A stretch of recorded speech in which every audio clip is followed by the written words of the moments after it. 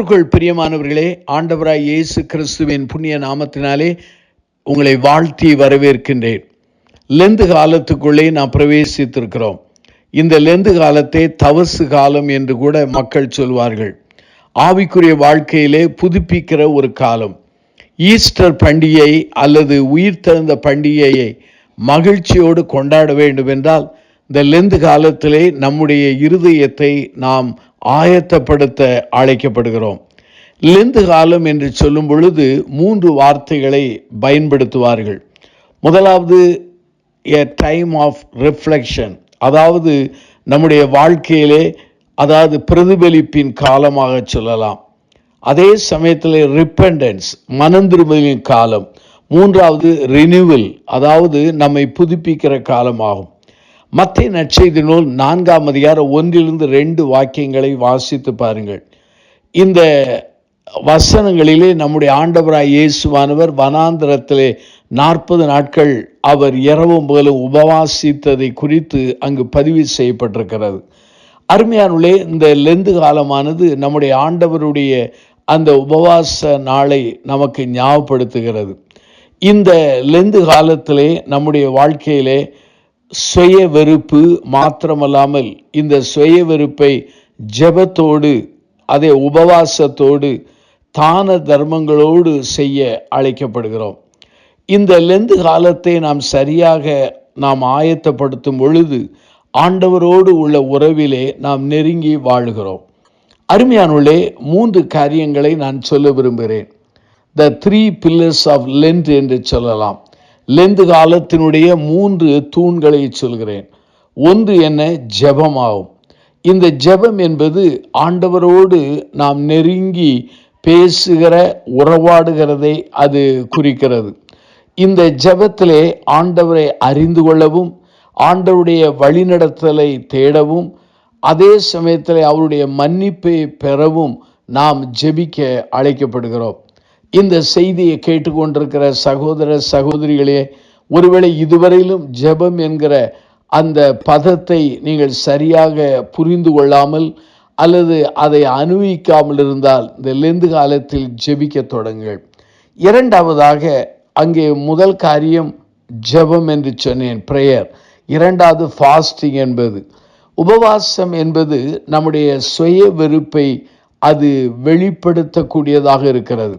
அதாவது நம்முடைய வாழ்க்கையிலே நம்முடைய ஆகாரத்தை காட்டிலும், ஆகார வேட்கையை காட்டிலும் ஆண்டவருக்கு முதலிடம் கொடுப்பதை அது வெளிப்படுத்துகிறது. மூன்றாவது, அது உண்மையாகவே அது தான தர்மம் என்று சொல்லலாம்.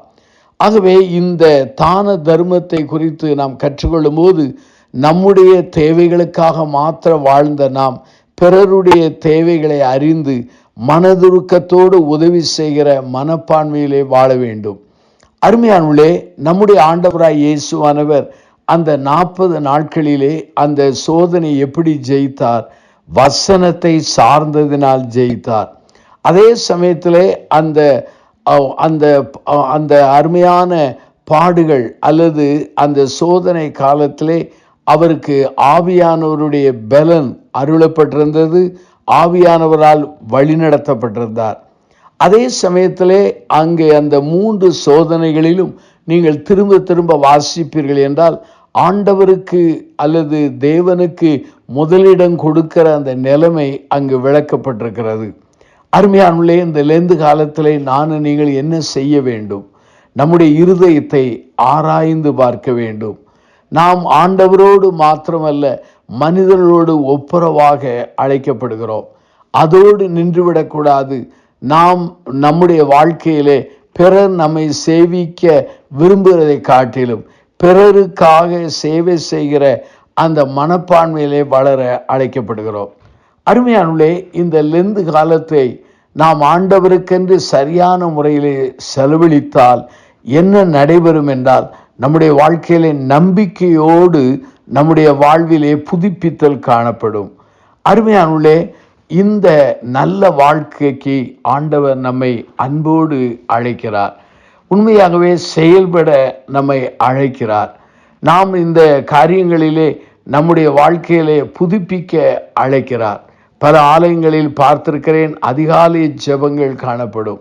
பல ஆலயங்களிலே நான் கவனித்திருக்கிறேன்.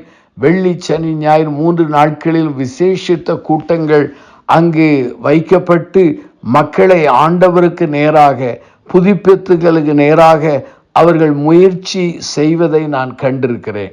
அநேகர் இந்த நாட்களில் உபவாசிப்பார்கள். பலதை வெறுத்து தங்களை ஒடுக்கி ஆண்டவருக்கென்று அநேக காரியங்களிலே புதுப்பித்தலோடு வாழ முற்படுவார்கள். என்னுடைய தாழ்மையான வேண்டுகோள் என்ன? அநேகர் இந்த லெந்து காலத்தில் மாத்திரம் பக்தி உள்ளவர்களாய் மாறுகிறார்கள். ஆனால் லெந்து காலம் முடிந்த உடனே என்ன செய்கிறார்கள் என்றால் பழைய நிலைக்கு போய்விடுகிறார்கள். அது ஒரு சரியான நிலை அல்ல. லெந்து காலத்திலே வீழ்ந்த நாம் எழுந்திருக்க வேண்டும். எழுந்திருந்த நாம் நிலைத்திருக்க வேண்டும். நிலைத்திருந்து ஆண்டவருக்கு கனி கொடுக்க வேண்டும். அப்படிப்பட்ட கிருபையை ஆண்டவர் தருவாராக. கண்களை மூடி ஜெபிப்போம். அன்பின் பிதாவே, இந்த நல்ல நாளுக்காக ஜெபிக்கிறோம்.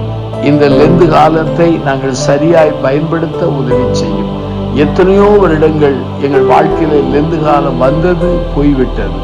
ஆனா இந்த லெந்து காலத்திலே நாங்கள் ஆண்டவருக்கு அர்ப்பணித்து மனம் திரும்பி ஆண்டவருடைய அடியார்களாக வாழ்ந்து அவருக்கென்று உத்தம சாட்சிகளாய் மாற உதவி செய்யும்.